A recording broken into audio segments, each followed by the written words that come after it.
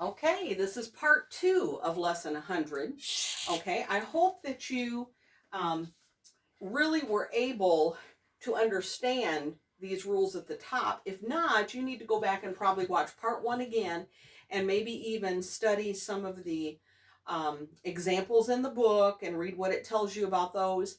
And then even do the first part of the lesson practice that has to do with those rules and maybe send me the answers to those, because you want to make sure you're understanding that before you go on to part 2.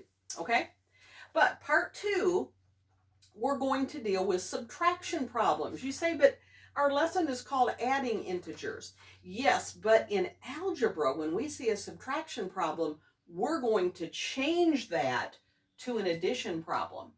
So it says change a subtraction problem to addition. Once you change it to an addition problem, then you follow whichever rule up here you need to solve the problem. Okay, let me write one down. Negative 10, and now we're going to subtract a negative 6.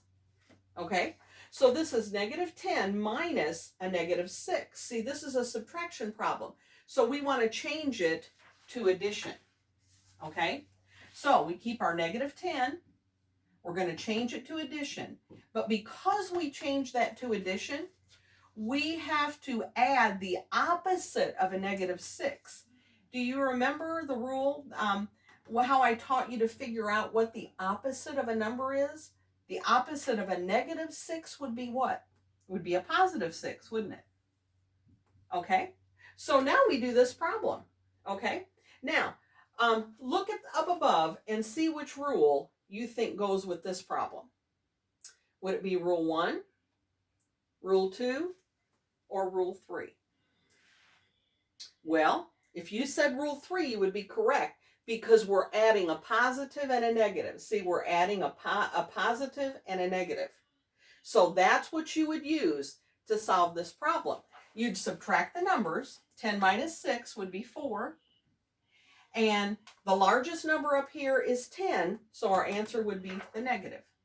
So there's your answer there, negative 4. Okay?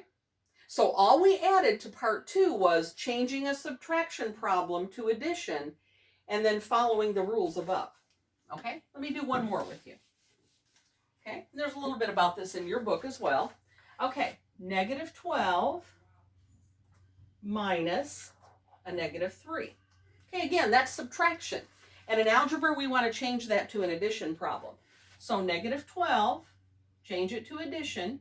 After you change it to the addition sign, you've got to do the opposite of what a negative 3 is. What would be the opposite of a negative 3? Be a positive 3, wouldn't it? Okay, so now we have this problem to figure out. Okay, which rule up above would apply to this problem? If you said rule 3 again, you would be correct, because we're adding a positive and a negative. Okay, and when we do that, we subtract the numbers first. So 12 minus 3 is 9.